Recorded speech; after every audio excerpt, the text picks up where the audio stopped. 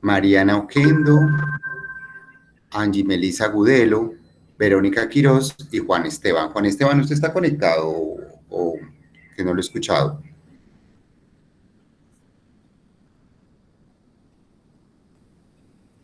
Hola. Bueno, parece que tiene mal el audio. De todas maneras, sí, revisen los audios para que puedan participar. Bueno, la dinámica es la misma, con la diferencia de que esta guía no tiene cuestionarios, esta guía tiene talleres. Entonces, sí van a tener que organizarse, sí van a tener que planear. Bueno, Juan Esteban, listo. Van a tener que planear su tiempo para responder los talleres. Esta guía tiene un taller que debe ser montado en la plataforma. ¿Hasta cuándo va esta guía? Hasta el 9 de mayo. Ustedes pueden decir, profe, ¿hasta cuándo tengo plazo? Usted tiene plazo hasta el 9 de mayo de montar todos los talleres si quiere. ¿Qué es lo que pasa? Dos situaciones. Que va a ser mucho trabajo acumulado si lo deja para última hora y que muy probablemente yo me demore en calificarle porque no voy a calificarle 4 trabajos de un totazo y le voy a subir la nota inmediatamente. Entonces, ¿quiénes son los privilegiados? Los que lo presentan a tiempo. Entonces, unidad 1 va hasta este domingo para subir el taller. ¿Listo? Profe, yo no lo puedo subir este domingo, súbalo cuando quiera, cuando pueda, tiene plazo hasta el 9 de mayo. Eso es todo lo que le voy a decir. Solamente que quienes lo presenten, obviamente tendrán su calificación la semana entrante. Estoy mirando la posibilidad de cambiarles el día de la charla para el miércoles, pero tiene que ser a las 7 de la mañana.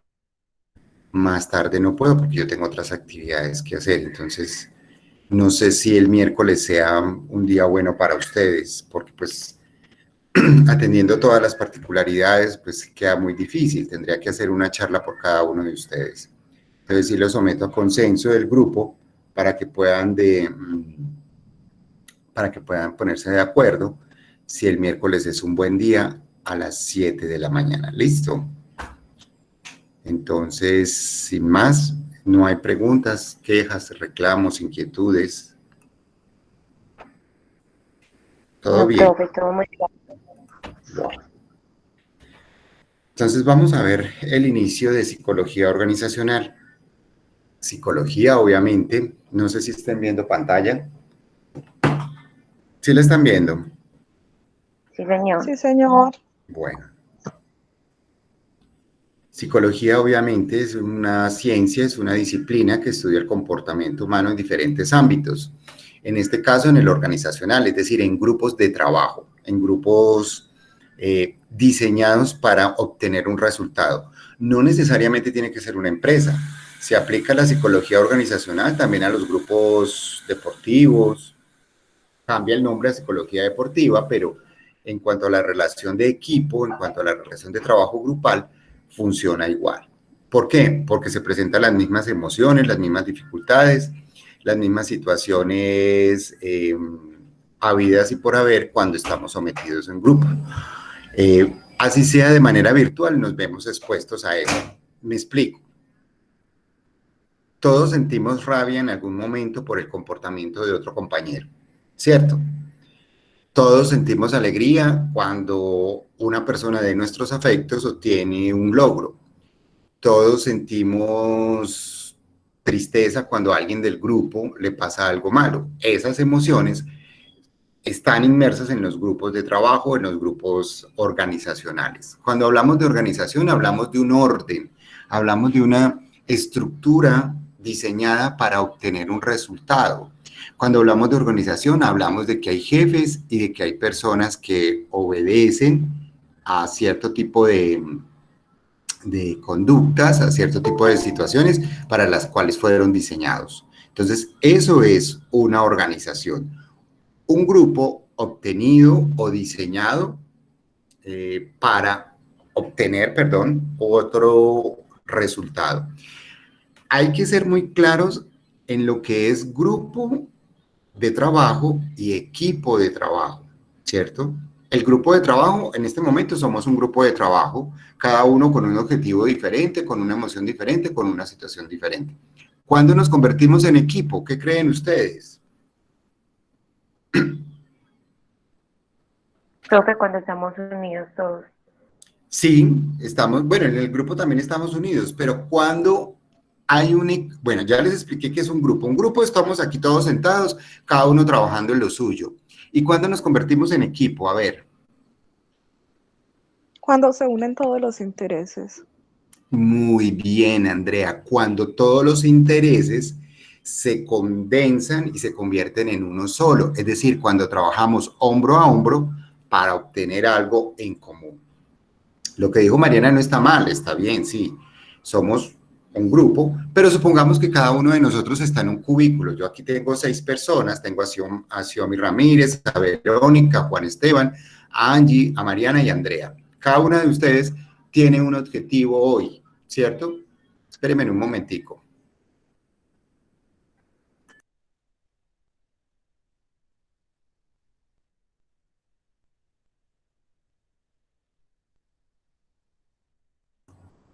Bueno, cada uno de ustedes tiene un objetivo propio, ¿cierto? Único.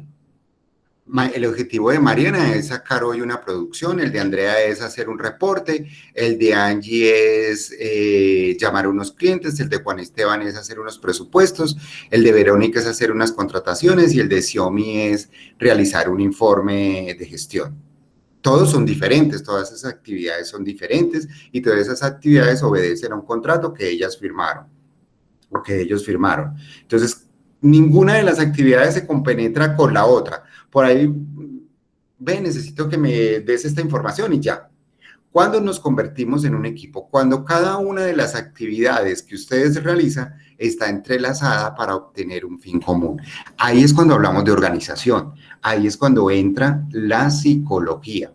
¿Por qué? Porque supongamos que hoy Juan Esteban tuvo una pérdida emocional, entonces hoy llegó deprimido, hoy no funciona, hoy no va a trabajar de la misma manera, al mismo ritmo que se le espera. Entonces las compañeras le van a decir, bueno, ¿usted qué le pasa hoy? Va muy lento, no sé qué. Con todas Juan Esteban no puede tener confianza, por ahí supongamos que tiene confianza con Xiomi y le cuenta a Xiomi sus problemas, entonces Xiomi se solidariza con él en cuanto a esa situación. Entonces Xiomi le llama la atención a las otras y les dice, oiga, venga, bajen la intensidad, mire que el pobre pelado está mal, y ahí hay una situación de organización que hay que empezar a manejar. Vamos comprendiendo más o menos lo que es el trabajo de la psicología organizacional. Sí, señor. Bueno, yo sé que es un ejemplo muy básico, muy simple, pero es, digámoslo así, la manera de que puedan entender por qué es importante la psicología organizacional. Porque si bien no hay un psicólogo en las empresas, sí tiene que haber una persona que entienda de psicología, que al menos haya tenido un poco de empatía con la materia para que pueda obtener unos resultados óptimos. ¿Listo? Entonces vamos a empezar. Si hay alguna pregunta, alguna situación que quieran comentar, por favor, háganlo. Listo. ¿Están viendo pantalla? Sí, señor. Bueno, en esta unidad 1 vamos a ver generalidades de la psicología en las organizaciones. Es decir, vamos a ver unos conceptos que vamos a manejar durante todas estas 4 semanas. En el primer bloque nos habla de qué es la psicología organizacional, por qué se habla de psicología en las organizaciones. Entonces vamos a ver el video de introducción y ahí nos despejan esa dudita.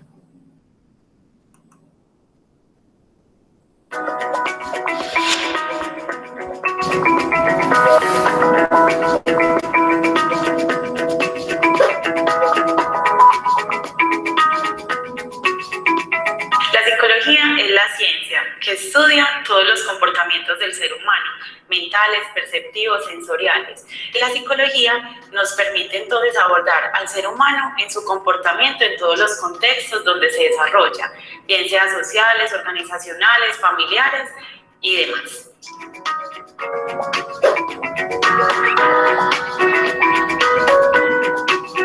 Las organizaciones son un grupo o un sistema que se integra para desempeñar una función en común o cumplir un objetivo o meta propuesta.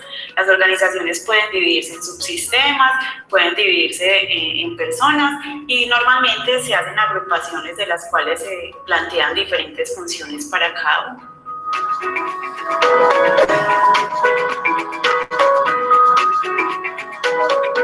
La psicología organizacional nos permite evaluar, diagnosticar e intervenir aquellos aspectos de comportamiento humano en las organizaciones.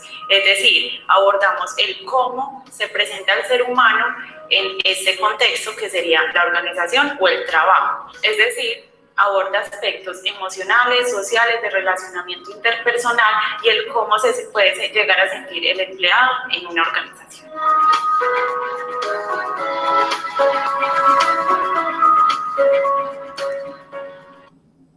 Bueno, entonces básicamente pues ya de una manera más técnica es lo que les estaba hablando ahorita. En las organizaciones siempre van a haber grupos legales. Cuando hablo de legales es que, digámoslo así, la empresa los diseñó y otros que no lo son tanto. Y esos que no son tanto hablamos de nuestros amigos, de las personas con las que nos gusta estar, de las personas con las que chacoteamos un rato. Esos otros grupos también se dan dentro de las organizaciones y de una manera u otra también influyen en el desarrollo de la organización, aunque no lo queramos. Me explico.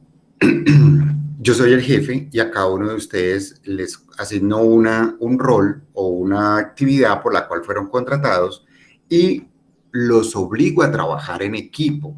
¿Por qué creen que los obligo? Porque hay un contrato de trabajo que los rige, hay un contrato de trabajo que los invita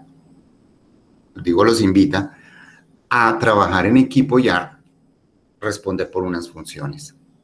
Pero a la hora de almorzar ya no hay, o a la hora de almorzar o compartir un alimento o una situación, ya no hay obligación de que estén juntos. Entonces cada uno de ustedes se va con la persona que más le agrade o hacen sus grupitos y comentan y trabajan y hacen sus actividades, digámoslo así, que no son laborales.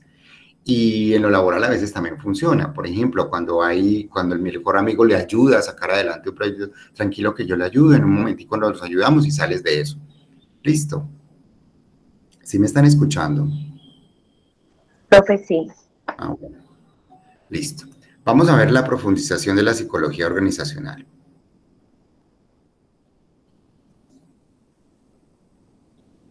Esperemos que esto cargue.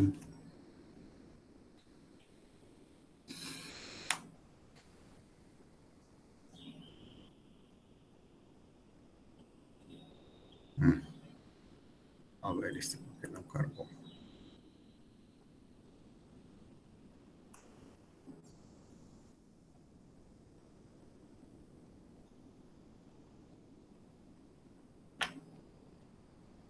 Ay, no abrió.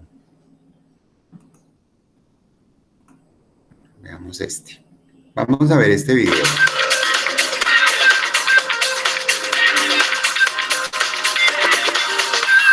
Está demostrado que cuando en una compañía hay un trabajo constante, serio y disciplinado en temas que tienen que ver con el fortalecimiento del liderazgo y la cultura, la productividad se puede incrementar en niveles hasta del 30% y puede ser mucho más. Hoy vamos a hablar con Hugo Londoño sobre el tema de la psicología organizacional y cómo impacta las diferentes áreas de una organización. Bienvenido, Hugo, a nuestro programa de negocios. ¿Cómo le ha ido? Muchas gracias, muy bien, Juan Carlos. Un placer. Hugo, vamos a hablar sobre qué es ese tema de la psicología organizacional y sobre todo por qué es tan importante al interior de una empresa. Claro, es fundamental porque es el estudio científico del alto desempeño humano, ¿sí? Y es lo que permite generar una medición, un favorecimiento y una predictibilidad de ese alto desempeño positivo. Uno podría decir que cuando se trabaja, como lo decía al comienzo, de forma juiciosa en el fortalecimiento del talento de las personas, pues obviamente una consecuencia lógica es que se van a reducir los errores. Sin duda. ¿Y eso qué significa? Pues obviamente incrementos en la productividad. Sin duda, Juan Carlos. En el tema histórico, los errores han estado muy centrados en las máquinas y en los procesos, Claro. ¿sí? pero digamos que desde los años 80 ha venido un interés muy fuerte en poder hacer esa reducción del error humano a través del estudio científico. Claro. Así es. Muy bien, entonces vamos a hablar de esos tres conceptos claves que usted mencionaba: predecir, favorecer y medir. Así es, correcto. Sí. Bueno, cuando hablamos de predecir, es la capacidad que tenemos de poder identificar que una persona esté ajustada a la tarea para poder predecir que esa persona va a tener un desempeño positivo en un futuro. Sí, esa es la primera, predecir. Así Ahora es. viene favorecer. Favorecer es el desarrollo del talento de las personas. Sí. Tiene dos elementos. Uno es a través de las capacitaciones, pero el otro, que es el más importante, es a través del seguimiento que hace su líder al desempeño de las personas. Claro, perfecto. Toda esa evaluación, control, seguimiento. Exactamente. Muy bien. Y el tercero, decíamos que era el que tenía que ver con medir. Correcto. La medición es fundamental, Juan Carlos. Inclusive podemos pensar en un torneo. Sí. Imaginemos un torneo de fútbol donde no sabemos los resultados, ¿verdad? Sí. La verdad, la medición es fundamental y debe salir de las mesas de gerencia. Debe salir y debe ser publicado y conocido constantemente por el personal. Bueno, entonces aquí viene un paso que es muy importante, que podríamos decir que es el primero para poder predecir y disminuir esos errores, que es el que tiene que ver con detectar y controlar esas debilidades y esas amenazas que puedan surgir. Sin duda.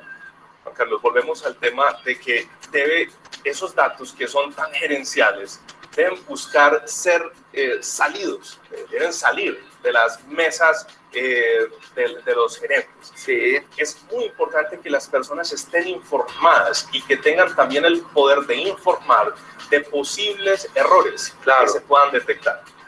Entonces, ahí es fundamental que haya una cultura masiva de detectar los cuellos de botella en las organizaciones. Bueno, ahí vendrá un segundo, que es asegurar la confiabilidad operacional. Es correcto.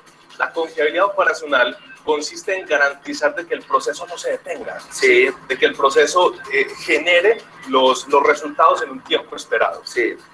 La confiabilidad operacional tiene tres componentes. Sí. El uno es la confiabilidad de los equipos, sí. El otro es la confiabilidad de los procesos, pero el otro es la confiabilidad de las personas. Claro, es la confiabilidad humana que ustedes llaman. Claro, es la confiabilidad humana. Sí. Que ese es un punto que, si hacemos una metáfora con un árbol, tendríamos que decir que la confiabilidad humana viene siendo la raíz, es lo que sostiene toda la estructura. Aquí estamos viendo el árbol, entonces dice, arriba está la confiabilidad de los equipos y es importante, pero realmente la raíz es donde está la confiabilidad humana. Sin duda. La confiabilidad humana es determinante para que los procesos continúen sin tener un obstáculo o paros imprevistos. Bueno, ahora viene todo el tema del fortalecimiento de esa cultura organizacional. ¿Eso cómo se da? Bueno, sin duda, el tema que más genera impacto en la cultura organizacional es el liderazgo. Sí. Ya en estudios se tiene comprobado, inclusive desde los años 70, que los líderes ejercen una influencia del 70% en la cultura y el clima de las organizaciones. Sí. Entonces, digamos que ese es un punto clave. Sí. El otro, 30%, tiene que ver ya con los comportamientos espontáneos de las personas en las organizaciones. Sí. Porque aquí estamos viendo un cuadro que lo vamos a ver acá al fondo de nuestra pantalla, que dice cultura basada en la pasión. Este tema es absolutamente fundamental. Es fundamental, Juan Carlos. La pasión, inclusive desde los años 60, se ha venido trabajando con los estudios de la psicología positiva, donde hemos encontrado que la felicidad, el optimismo, incluso la pasión, son aprendizajes, se pueden aprender. Y una cultura, cuando está, digamos, un proceso fiable en que las personas que están, tienen los talentos adecuados para las tareas, es muy probable que se pueda desarrollar una cultura basada en la pasión, que tiene que ver con el compromiso, con el aceptar los retos y con creer que esos retos se pueden manejar. Pero hay un tema que tiene que ver con esos líderes y mentores comprometidos con la cultura organizacional. Sin duda. A esto incluso nosotros le hemos llamado los líderes mentores de la cultura organizacional, que son los encargados de poder generar ese empoderamiento paulatino para que las personas puedan empoderarse y desarrollar su propio desempeño.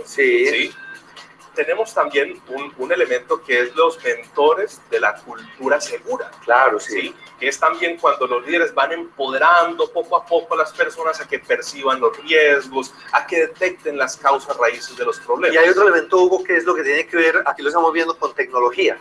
Es fundamental. Software, equipos, todo. Sin duda. Estamos en una época donde es indispensable el apoyo de la interdisciplinariedad. Sí. Digamos que la psicología aprendió eso. En los años del siglo XX estuvimos muy enfocados en el individuo solo. Sí. Pero ya en los 90 y del 2000 para acá nos hemos dado cuenta que el ser humano es un ser social y que necesita tener un apoyo interdisciplinario. Hugo, yo lo pedí aquí que enfaticemos mucho en el tema del liderazgo positivo, que usted decía que pesa un 70%, Sí. y miremos estas 4 variables, porque la primera es actitud positiva y que además sea visible. Por supuesto. Eso tiene que ver con todo el lenguaje no verbal. Sí. Sí, es la parte de la forma como la gente saluda, cómo la gente sonríe, cómo las personas perciben a su líder cuando las cosas no salen bien. Claro, claro. ¿Sí? Ese punto debe ser Primero, luego, claridad en las metas. correcto. Paradójicamente, las metas no siempre son conocidas por las personas. ¿Sí? Sí. La gente sabe que va a hacer ha sido contratado para una tarea, pero las metas no han sido claras. Sí. Entonces, la claridad en las metas es fundamental para que las personas sepan autorregular su propio desempeño. Tercer punto, realimentación inmediata. Carlos, digamos que es el punto más importante, porque es la capacidad que tenemos en el día a día, en las cosas, en las conversaciones que no son planeadas, Sí. de poder dar los feedbacks oportunos a todas las personas. Cuando hacemos estudios de clima organizacional, uno de los elementos que más críticos se reportan es el de la comunicación, el de la transferencia del conocimiento inmediato Sí. de parte de los líderes. Entonces, ese feedback inmediato es fundamental. Digamos que de los 4 elementos que vamos a ver es el más importante. Y hay un cuarto elemento que es desarrollar el talento, pero más importante que eso es desafiarlo. Exactamente. Aquí lo tenemos, sí. Lo primero es asegurar de que las personas tengan los talentos adecuados para la tarea. A veces contamos con personas muy motivadas, pero que no tienen talento, lo cual resulta muy peligroso. Vamos rápidamente con los 4 pasos, ese método, los 4 pasos que nos proponen ustedes de Cultura Segura. Correcto. El primero es ahora. Correcto. Los 4 pasos es una metodología que desarrollamos al interior de Cultura Segura, que el ahora es la capacidad Sí. que tenemos de abrir, de romper el hielo, Claro. de crear conversaciones ligeras, Sí. y sobre todo muy amables. Cuando un líder interviene a sus colaboradores, suele haber un tipo de resistencia, a veces Claro. hay miedos, y aquí el líder debe desarrollar la habilidad de generar aperturas en los diálogos con el personal. En eso consiste esto. Ese es el ahora. Luego viene el segundo, que es observe. Claro, es el foco, Sí. es la capacidad que tiene el líder de poder en esa conversación dar foco a la conversación. Bueno, vamos al tercero, que ese sería converse. Importantísimo. El converse es la habilidad que tiene un líder de poder hacer de que las otras personas logren identificar por sí mismas los problemas y las Sí. soluciones. ¿Sí? Bueno, y así como había una hora, hay un cierre. Por supuesto. El cierre también tiene que ser muy cálido, muy favorable, pero Sí. tiene que generar compromisos con fechas y que sean medibles. Hugo, la gran conclusión de cara a los empresarios que nos están viendo en diferentes países de Hispanoamérica y que dicen, bueno, nos queremos meter en esta cultura segura que fortalece el liderazgo, fortalece la cultura organizacional. Sin duda, las personas son el factor determinante de todo sistema. Si se descuida el factor humano y se presta más atención a las máquinas y los procesos, los elementos no van a salir bien. El mensaje es, el error humano y la productividad humana puede trabajarse de una manera sistemática, si se hace de una manera Sí. masiva e interdisciplinaria. Hugo, de verdad que muchísimas gracias por habernos compartido este tema tan interesante aquí en Negocios. Es un placer, Juan Carlos. Muchísimas gracias. Muy bien. Bueno, chicos, aquí en ese video vimos muchos conceptos. Bueno, yo sé que puede ser a veces un poquito, pues, como asusta un poco tener tanto concepto junto. Voy de todas maneras a colocar este video en el grupo, pues el enlace para que los que quieren repetirlo. De todas maneras queda también en el video de la clase. pero para quienes quieran repasarlo de manera individual. Voy a resumir un poco lo que decía el señor. Bueno, la psicología organizacional es importante dentro de la empresa, cuando estamos hablando de empresa, porque nos ayuda a muchos procesos que desconocemos, tanto antes como después de la contratación de un número de personas. En la contratación de personas, porque nos ayuda a escoger los perfiles adecuados, es decir, la persona adecuada. No todo mundo sirve para todo. Téngale miedo cuando ustedes estén haciendo contratación, téngale miedo a esa persona que le dice, yo me le mido a todo.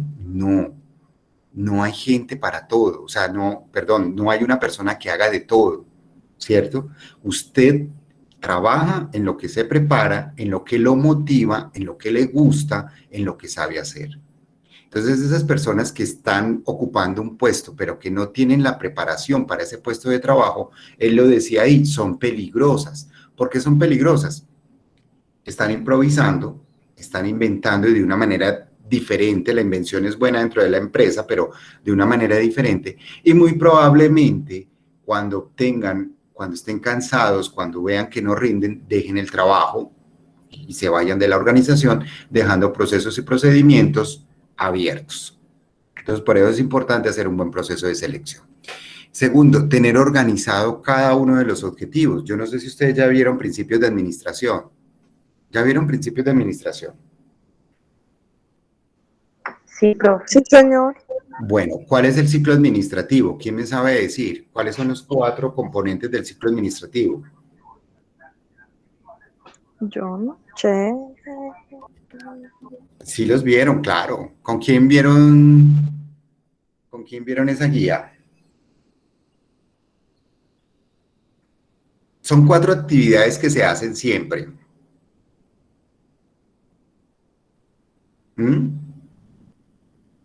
Ojo, muchachos, porque eso es muy importante y de ahora en adelante lo van a tener que utilizar para todo. Planear, organizar, dirigir y controlar. Ese es el ciclo administrativo. ¿Qué pasa con esas 4 actividades? Esas actividades se aplican a todos los procesos dentro de la empresa. Entonces, la psicología organizacional también aplica a esos 4 principios. Planear, organizar, dirigir y controlar cada una de las actividades que tiene el empleado.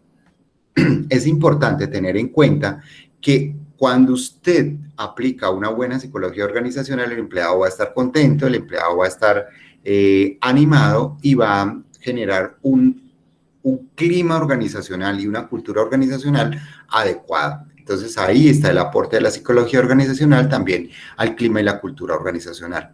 Yo creo que ustedes van a ver esa guía, si no es que ya la vieron, la de clima y cultura organizacional, que también es muy importante para el desarrollo de las actividades de talento humano. ¿Listo? Entonces, continuemos con el bloque 2 de psicología organizacional de esta introducción. ¿Cuáles son los paradigmas organizacionales? Vamos a ver el documento.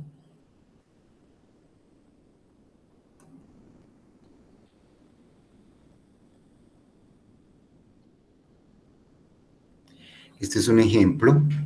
Veamos esta situación. Una empresa del sector de mercadeo y ventas de la ciudad de Medellín tiene a su disposición 30 empleados, de los cuales 28 se dedican a realizar el proceso de ventas mediante la metodología call center y 2 realizan el aseo del edificio.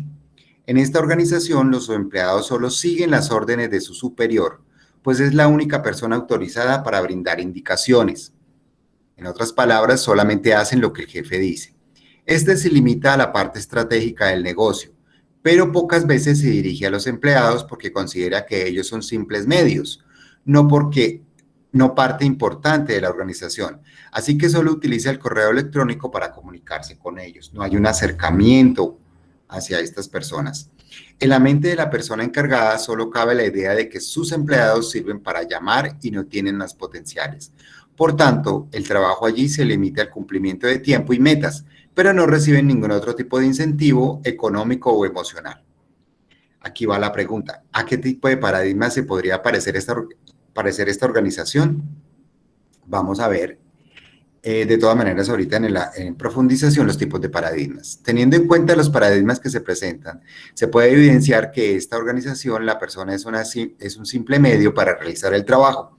Se tiene en cuenta el conocimiento, pero se limita a la parte operativa, lo cual se acerca al paradigma organicista, en el que los empleados, quienes realizan el trabajo y dan cumplimiento a los deberes, pero no tienen voz ni voto. Además, este paradigma sugiere que el control y el mando de todo lo que lo tiene una sola persona, delegando mínimamente los roles y las funciones de cada uno. Entonces vamos a ver, obviamente es un modelo estructural poco fiable porque no se interesa por los empleados. ¿Cuáles son los paradigmas? Entonces vamos a ver el primero, el mecanicista.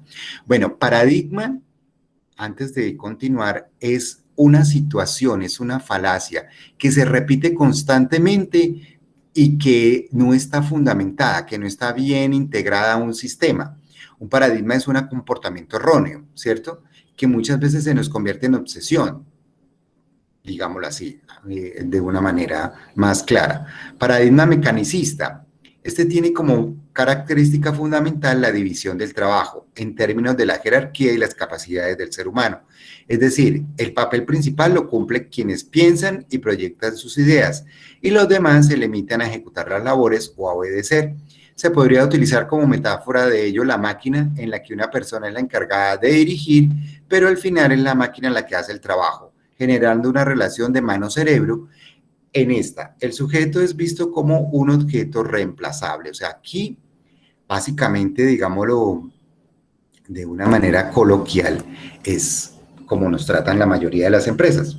Todos somos prescindibles, somos fáciles de eliminar y reemplazar inmediatamente. Sigamos con los paradigmas. El organicista. El presidente tiene como característica fundamental una propuesta probabilística, donde se realizan acciones que hacen pensar al empleado que es importante y ello le permite ser más productivo en sus labores. Se habla de una metáfora de un cuerpo vivo, donde todos conforman la organización, sin embargo, detrás de ellos sigue evidenciándose el control de las jerarquías. En este paradigma se tiene la división de la persona como un medio para lograr los fines, aboliendo la visión de máquina. Por tanto, es evidente el avance en la percepción del ser humano. Digámoslo aquí, ya no se trata tanto como una máquina, pero de todas maneras es una persona prescindible. Y el halográfico, este paradigma se presenta como un todo. Pretende generar una alineación que permite abolir las jerarquías y desarrollar los potenciales del ser humano. Sin embargo, no es una realidad, ya que lo que se pretende es ver al ser humano como un recurso que simplemente aporta el crecimiento de la organización desde su conocimiento. De hecho, se utiliza como una metáfora del cerebro computador, donde el ser humano es quien posee todo el conocimiento y debe ponerlo al servicio de la organización. En este paradigma se plantea la visión de la cultura organizacional, gerencia del conocimiento y los valores que permean al ser humano, pero dista de ser una visión honesta y real. En palabras claves, vamos a ver si nos llevamos el enlace. Ay, no está cerrado esto. Bueno. En palabras clave, los paradigmas son buenos, digámoslo así, cuando utilizamos la parte positiva, pero cuando utilizamos la parte negativa, obviamente obtenemos una mala relación dentro de las organizaciones y no genera el resultado que queremos. ¿Qué es lo que quiero decir con esto? Las personas deben ser dirigidas, sí. Nadie se contrata para que esté sentado. Las personas deben tener unas funciones, unas obligaciones claras. Si esto no sucede así, se genera un desorden dentro de la organización y no estaríamos hablando de organización, estaríamos hablando de un montón de personas cumpliendo un horario de trabajo nada más. Entonces, hay que tener ese control sobre las personas, medir su desempeño, que era lo que nos decía el video. Chicos, el ser humano dentro de la empresa se le llama recurso humano, así como tenemos un recurso financiero, como un recurso tecnológico, el ser humano también es un recurso. Y esos recursos hay que medirlos. Profe, ¿cómo así? Sí, usted debe medir el desempeño de las personas, debe medir su productividad, debe medir sus capacidades. Y en la medida en que lo mida, debe también compensarlos. Lo que no se mide se desperdicia. Si usted no tiene control de lo financiero, del dinero que entra a la empresa, se le convierte en plata de bolsillo y usted nunca va a saber cuáles son las ganancias ni la productividad de la empresa. Preguntas hasta acá, chicos.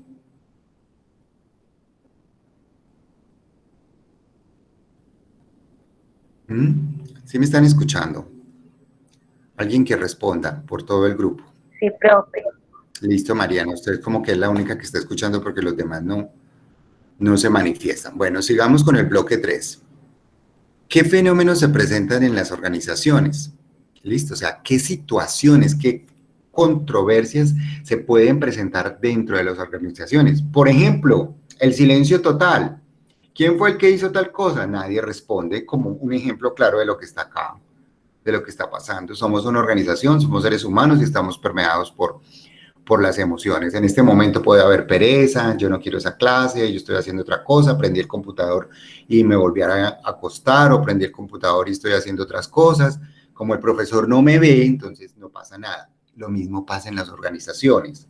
Como no tienen el jefe encima, entonces se relajan, no cumplen con las obligaciones, no cumplen con lo contratado por el motivo del contrato, y obviamente entonces creen que como nadie los vio, no pasó nada. Y resulta que al final del día o al final del mes se ve la productividad y usted no cumplió con lo que tenía que cumplir. Esto va a pasar también aquí en el grupo, con el taller que se va a colocar hoy. ¿Por qué? Porque muchos van a decir, ay, yo no entiendo eso, yo estuve en la clase, pero como me distraje, entonces van a empezar a decir, a llamar al profesor, a escribirle cómo es esto otro, y ahí es donde uno evidencia la falta de atención, ¿cierto? Puede ser que no, puede ser que en realidad el concepto sea bastante complicado, pero la verdad hasta el momento no hemos tenido conceptos complicados, el único es paradigma, y ya lo acabé de explicar. Listo, continuemos. Dime, Mariana. Entonces, en los paradigmas son solo los que están ahí en la unidad. Esos son los únicos paradigmas que hay. No, hay otros. Tú puedes, paradigmas organizacionales, porque también hay paradigmas conductuales y paradigmas sociales. Esos no los tengamos en cuenta. Paradigmas dentro de la organización o dentro de las empresas. Si quieres profundizarlos más, lo que pasa es que estos enlaces que colocaron ahí ya están muy viejos y ya no abren. Pero, por ejemplo, tú te vas al navegador de Google y colocas paradigmas organizacionales y ahí te sale un listado más amplio, ¿cierto? Los paradigmas existen en todas las relaciones humanas. Por ejemplo, con el novio hay un paradigma, ¿cierto? En el que él es el que la tiene que invitar a salir, él es el que tiene que pagar, eso es un paradigma. Yo no sé si esté bien, si esté mal, si a usted le gusta, no le gusta, eso es cuestión suya, pero eso es un paradigma. Está bien, está mal, no lo sabemos, es un comportamiento social que hay que verlo, pero los paradigmas existen en todas las situaciones del ser humano. Gracias, profe. Otro paradigma social, las mujeres son las que se encargan de los hijos o del oficio de la casa, ¿cierto? Entonces, ¿cómo así? Es un paradigma, es un pensamiento que nos lo han infundado a través del tiempo de que el hombre no hace oficio en la casa, de que el hombre no le puede cambiar el pañal al niño, todo ese tipo de situaciones, esos son paradigmas. En este caso, para la pregunta de Mariana y que se puede servir a todos, los paradigmas que estamos hablando son los paradigmas organizacionales, empresariales o laborales. Búsquenlos así y de esa manera amplían un poco más el conocimiento. Y muy bueno que lo hagan. En la unidad 3 vamos a ver qué fenómenos se presentan dentro de las organizaciones, fenómenos comportamentales, obviamente, que tienen que ver con el comportamiento y con la relación humana. El día de hoy hablaremos de los fenómenos que se presentan en las organizaciones.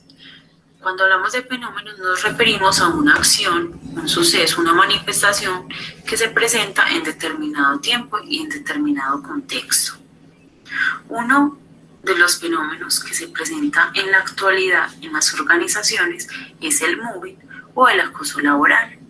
Cuando hablamos de ese podemos hablar en dos términos que sería el acoso. Ojo con esto, chicos, ya ustedes están en un nivel un poquito más alto y ya no hablamos de bullying. El bullying es el que se presenta en las escuelas, en los colegios.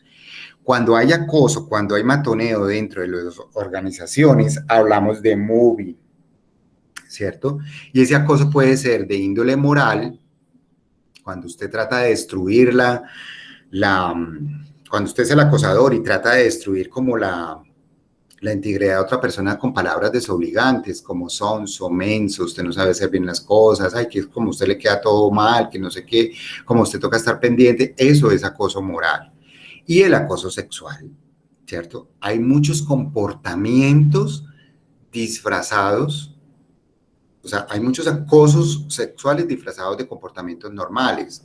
El pasarle para motearle la nalga a la compañera, el mirarle el busto, todo ese tipo de situaciones que se le exigen muchas veces a las mujeres y que dentro de las organizaciones se ve disfrazado de comportamientos normales y no son normales. Ya hoy día, digámoslo así, las chicas están dándose su lugar y están como peleando más por estas situaciones, como por el respeto, por la integridad y porque no se les contrate por ser una cara bonita o porque tienen un buen cuerpo, sino que obviamente se les contrate por sus habilidades mentales y sus habilidades como personas. El acoso moral y el acoso sexual. Cuando nos referimos al acoso moral, hablamos de un comportamiento persistente y demostrable que se ejerce sobre un empleado o trabajador, bien sea por compañeros, subalternos o sus mismos jefes o superiores en la organización. ¿Encaminado a qué? A difundir un miedo, una intimidación, un terror, una angustia o causar un perjuicio laboral, lo cual podemos ver que también genera un impacto psicológico en la persona. Cuando hablamos de un acoso sexual, hablamos de una intromisión de carácter sexual y no deseado en la intimidad de otra persona, la cual realiza una actividad laboral o profesional en el mismo lugar o contexto donde estamos, lo que genera a su vez un entorno amenazador para dicha persona. Otro de los fenómenos que se presentan actualmente en las organizaciones es el burnout. El burnout es un tipo de estrés laboral o hablamos de un estado de agotamiento físico extremo, emocional o mental en la persona o el empleado. El burnout, chicos, es el comportamiento cuando a usted le recargan mucho el trabajo o cuando usted no está preparado psicológica y físicamente para desarrollar una tarea y ya está a punto de explotar, ¿cierto? Casi quemado, es lo que llamamos quemar como agotar la máxima energía de una persona por exceso de trabajo.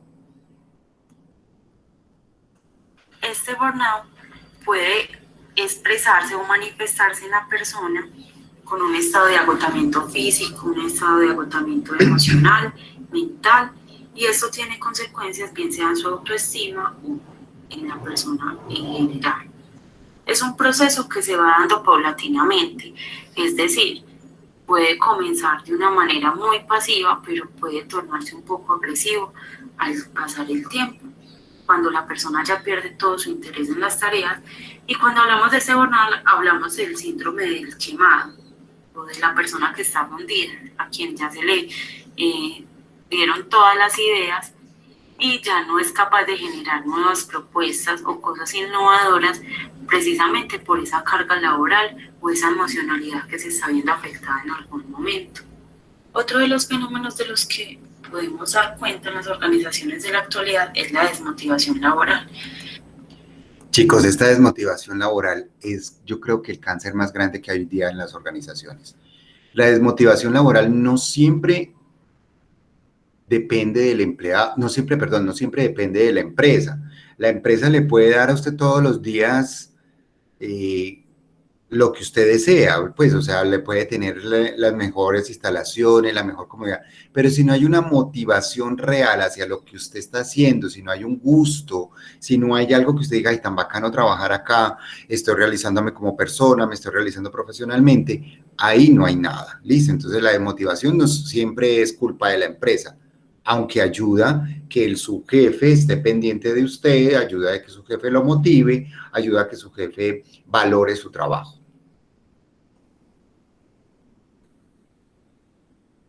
Y aquí hablamos de un aspecto psicológico, donde encontramos una discrepancia entre el objetivo que queremos lograr y lo que realmente está a nuestra disposición y podemos realizar. Cuando nosotros, digamos, tenemos muchas expectativas frente a algo o no se dan, comenzamos a sentir emociones o una desmotivación en sí mismos, porque muchas veces nuestras aspiraciones están puestas desde el objetivo personal y no el laboral. En la desmotivación laboral pueden influir tanto factores internos como externos, es decir, puede que la organización o la empresa donde se está laborando no le presente los suficientes motivantes al empleado o al colaborador en términos de un salario adecuado, de unas condiciones adecuadas, en términos de un salario emocional o de bonificaciones u otros aspectos o actividades que puedan generar bienestar a la persona. Las dificultades en las relaciones laborales es un aspecto que se da continuamente dentro de las organizaciones, es decir, son situaciones de conflicto entre personas que integran un grupo de trabajo y que van generando. Bueno, alguien llegó, Karen López, un poco tarde, pero bueno. Un malestar, bien sea individual o colectivo. Muchas veces estas dificultades se dan por medio de la comunicación o las discrepancias de pensamientos o de puntos de vista de las personas. Y digamos, este aspecto lo que hace es que se vuelve un malestar individual y va generando también entornos difíciles a nivel emocional, pero también se puede convertir en algo colectivo porque se va llevando esa información de una manera indebida y va generando ya un movimiento de masa. Digamos que las relaciones interpersonales actualmente se requieren como una competencia fundamental en el mundo laboral porque permite mantener vínculos y relaciones positivas con las personas con las cuales laboramos. Cuando estas situaciones se presentan, hay una afectación también en el clima que se va propagando de un empleado a otro hasta formar unas cadenas, las cuales se convierten a su vez en un riesgo psicosocial, porque entonces ya hablaríamos, como lo mencionamos anteriormente, de una desmotivación en la persona. Y no solo se da a nivel individual, sino que se da a nivel grupal, y eso disminuye la efectividad en el trabajo finalmente. Entre los fenómenos que se dan dentro de las organizaciones también tenemos esos tipos de liderazgo. Bueno, aquí ya estamos hablando de algo positivo, entre comillas. El liderazgo. Vamos a explicarlo un poco más sencillo, de como ella lo explica allí. Entonces, estamos hablando del liderazgo natural. Ese es el líder, esa persona que muchas veces toma la iniciativa y le sale de una manera fácil liderar un grupo de trabajo. Ojo con esto. Confundimos liderazgo con ser el supervisor o el jefe. Hay compañeros de nosotros que son líderes sin ser los jefes. Les copiamos porque tienen credibilidad, les copiamos porque tienen más experiencia, les copiamos porque son más humanos al decirnos las cosas que el mismo jefe. Y a veces los jefes identifican esa parte, es decir, un supervisor identifica esa parte. Yo no sirvo para supervisar, yo no sirvo para llevarme bien con este trabajo, pues con estos trabajadores, entonces cojo al líder del grupo, lo manipulo o hago ¿cómo se dice? Un convenio con él de que me dirija el grupo, haga mi trabajo, haga lo que yo tengo que hacer para que al fin y al cabo el grupo dé el resultado que es. ¿Es bueno o es malo? No sé, no sabría decirlo porque eso depende del contexto de la empresa, ¿cierto? Depende también de la situación laboral que se esté viviendo y depende de muchas otras situaciones. Lo que sí es bueno es saber utilizar los talentos de las personas. Si él es un líder natural, pues, hombre, promovámoslo y convirtámoslo en el supervisor, ¿no? Él al fin y al cabo es el que está haciendo las cosas. El líder delegativo es aquel que yo, por ejemplo, escojo. A ver, bueno, necesito que hagan un trabajo. Angie Melissa va a ser la líder. Angie no estaba preparada para eso. Tal vez no quiera ser la líder, pero asume el rol. Listo, lo desarrolla porque es una obligación hacerlo. El líder autocrático es el que toma las decisiones porque yo soy el que mando, yo soy el que tengo la obligación, yo soy el que al fin y al cabo voy a responder, ustedes simplemente me obedecen. El democrático, que es el siguiente, es el que toma todas las decisiones hablándola con todo el mundo. Muchachos, ¿qué piensan de esto? Hagamos esto, necesito que me den ideas, vamos a beneficiar a todos, etcétera, etcétera. Y el transformacional es aquel que integra toda esa parte. Trata de integrar, ser autocrático, pero también democrático, trata de ser un líder natural, y trata de ser una persona, digámoslo así, muy convencional, muy integral para todos. Aquí va una pregunta para ustedes. ¿Qué creen ustedes? ¿Ser líder se nace o se hace? Profe, yo creo que se hace. ¿Cómo, Mariana? Yo diría ¿Cómo que las podríamos dos. Yo diría que uno cada día aprende más, entonces, si por ejemplo yo no tengo el conocimiento y lo adquiero en mi labor, pues podría ser una líder. Muy bien, Mariana, sí. Y Xiaomi también tiene la razón. El líder puede ser natural, es decir, yo nací siendo líder. Y las que son mamás me lo van a entender. Los muchachitos los llevan desde chiquitos a los jardines, desde muy pequeñitos, y uno se da cuenta el que es líder porque gobierna a los otros, los pone a hacer cosas que los otros le obedecen y uno no dice, pero pues, ¿los otros qué les pasa? Porque hacen todo lo que el otro dice, el uno bien plaga y los otros bien bobitos haciendo todo lo que el líder les dice. Entonces ahí hay un liderazgo natural, pero lo que dice Mariana es cierto, yo me voy preparando, yo me voy organizando y a medida que pasa el tiempo voy sintiendo la necesidad de liderar un grupo de trabajo. Como también hay personas que no les gusta ser líder para nada, les gusta es obedecer.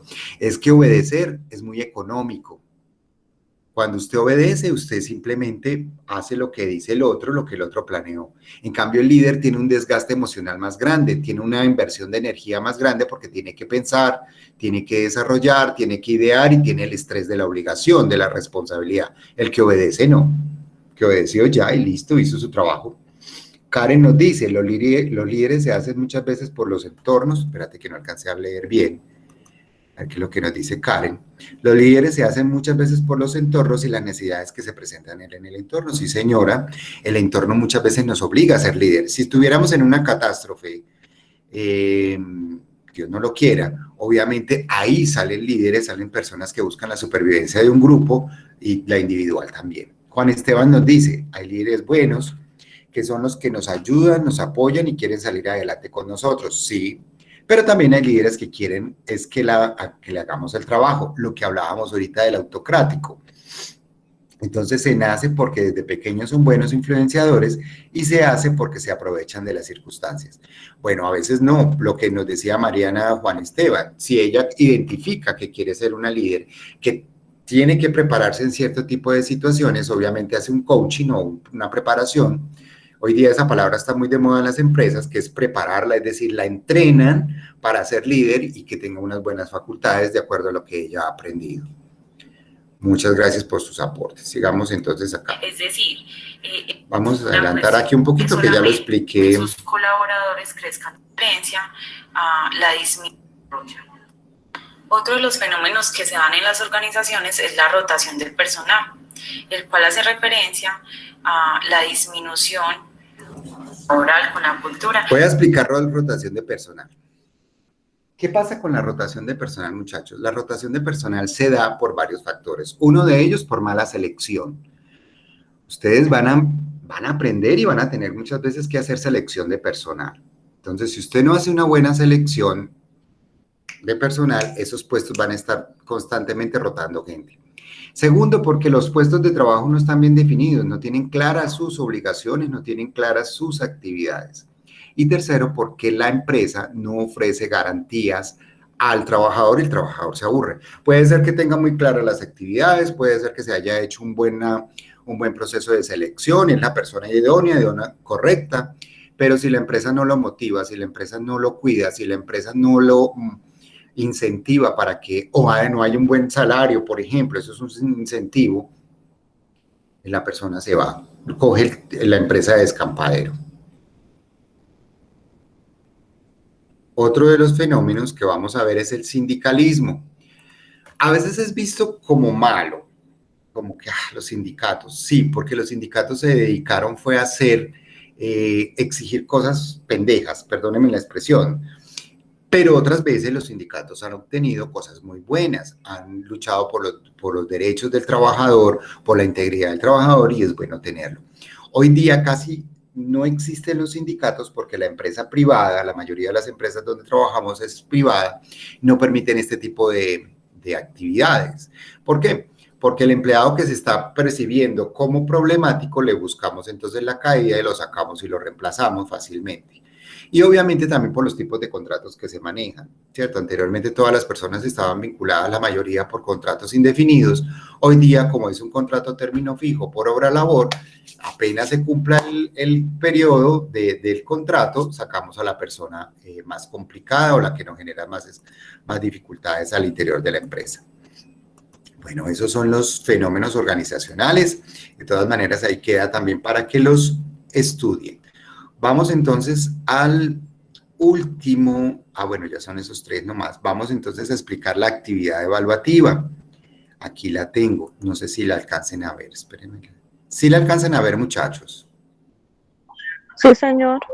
Bueno, esta es la actividad evaluativa que nos habla de las generalidades de la psicología en las organizaciones. ¿Qué deben hacer? Para realizar esta actividad evaluativa puedes elegir el procesador de texto. Les pido el favor que lo hagan en Word, no lo hagan en otro sistema, ni lo compartan, ni lo suban, porque la plataforma, lo tienen que subir a la plataforma, ni lo suban en enlaces de Drive, porque no los deja abrir. ¿Listo? ¿Qué deben hacer? El presente taller tiene como finalidad la comprensión del rol de la psicología en las organizaciones, los tipos de organización y las situaciones más recurrentes dentro de las mismas. Primero, realice un escrito de máximo 1 página en la que plasme la percepción acerca de los procesos psicológicos dentro de las organizaciones, teniendo en cuenta la información brindada en el bloque temático. Entonces deben realizar un escrito, ojo, no me hagan el recorte y pegue. Si llego a evidenciar recorte y pegue, obviamente ahí les baja nota. Hágalo con sus propias palabras, explique cómo son los procesos psicológicos dentro de las organizaciones, los que acabamos de ver, esas situaciones que se presentan dentro de las organizaciones y cómo contribuyen de manera positiva o negativa dentro de la empresa. Segundo, realice un mapa mental o conceptual en el que incluya los aspectos principales de los paradigmas organizacionales. Entonces ahí va lo que nos preguntaba Mariana, profe, ¿existen más? Si usted quiere meter más, hágalo, meta más, pero organizacionales. Si quiere meter solamente los 3 que vimos, pues haga solamente los 3 que vimos, pero haga una relación entre cada uno de ellos. Tercero, realice una encuesta de 10 preguntas en la que incluya contenidos dirigidos a la identificación de los fenómenos que se presentan dentro de las organizaciones.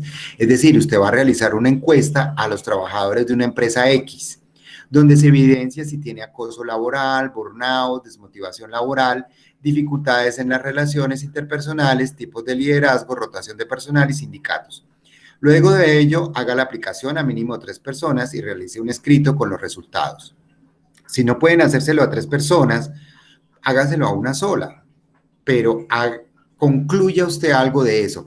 Bueno, la gente se desmotiva porque no le tienen en cuenta sus logros, porque no le tienen en cuenta sus habilidades, ese tipo de situaciones, por ejemplo. O la gente se quema dentro de las empresas porque no están bien organizadas las labores, etcétera, etcétera. Teniendo en cuenta la actividad anterior, o sea, es decir, este punto 3, mencione 5 estrategias que utilizaría para el manejo de los fenómenos que pueden presentarse en las organizaciones. O sea, 5 actividades que usted haría para que la gente no se sienta cansada, no se sienta aburrida o que no se sienta desmotivada. ¿Listo? Ese cuestionario, ese taller está aquí donde dice actividad evaluativa 1, el número 1 del 19%. Lo descargan ahí y lo responden y lo suben a su plataforma. ¿Alguna pregunta, comentario? Profe, lo que tú dices de la entrevista es un video o simplemente No. formular las preguntas. Formular las preguntas, Xiaomi. No, todavía no me hagan videos porque se les complica un poquito eso. Pero no, muy bien, Xiaomi, que lo hayas preguntado para que quede claro. No, simplemente haces una encuesta, se la aplicas a alguien y obviamente nos cuentan los resultados. Mariana, ¿me ibas a decir algo? No, profe, que todo me quedó muy claro. Muchísimas gracias. Ah, bueno, me alegro mucho. Si no es nada más por el momento, pues les deseo un feliz día. Espero... ¿No lo hizo de una hoja? ¿De cuánto lo hizo Karen? ¿Cuánto le salió?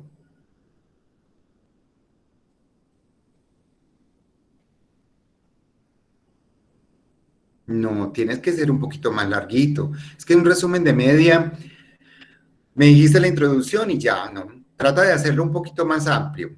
¿Listo, Karen?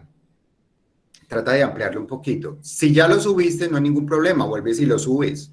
Lo amplías y no hay ningún problema. El sistema me manda el último trabajo que usted subió.